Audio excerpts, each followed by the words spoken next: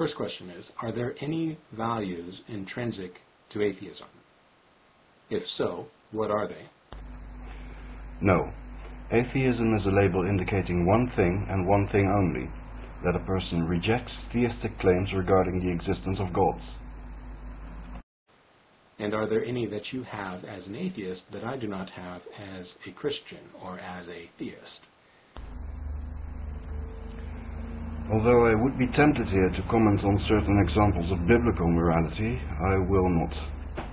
I believe that regardless of what atheists or theists believe about the origin of their moral values, they are basically the same values that most people hold in their cultural background, whatever gods they believe in or lack belief in.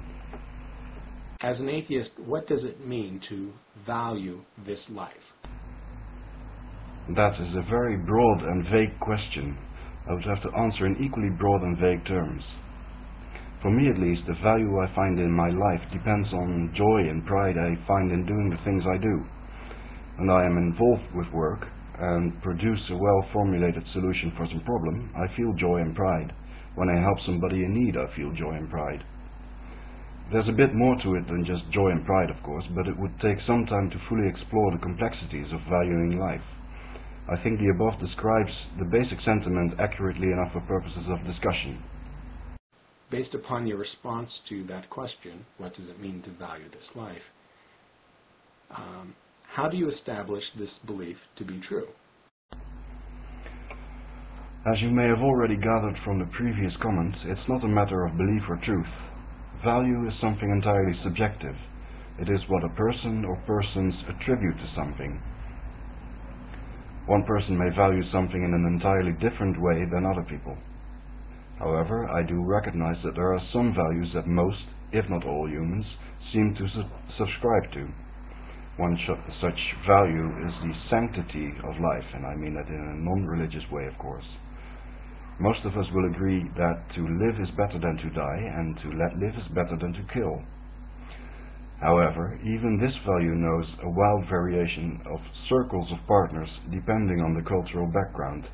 For instance, in ancient times, thou shalt not kill applied mostly to one's own tribe and much less to people from rival tribes. Even in modern times, thou shalt not kill in some cultures tacitly implies unless it is mandated by the state or some other authority. To recapitulate, all values are subjective, but there are some common themes. What implications, if any, does this have on using your value of life as a basis for judging what it means to value this life for others? I'll have to interpret this question in the light of my previous comments.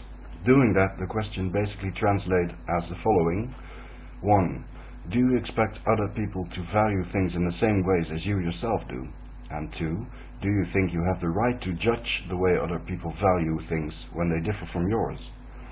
To 1, my answer would be yes and no. I do not expect people to agree with my value judgment on all matters, but I do expect there to be similarities between the ways two people from the same cultural background value things.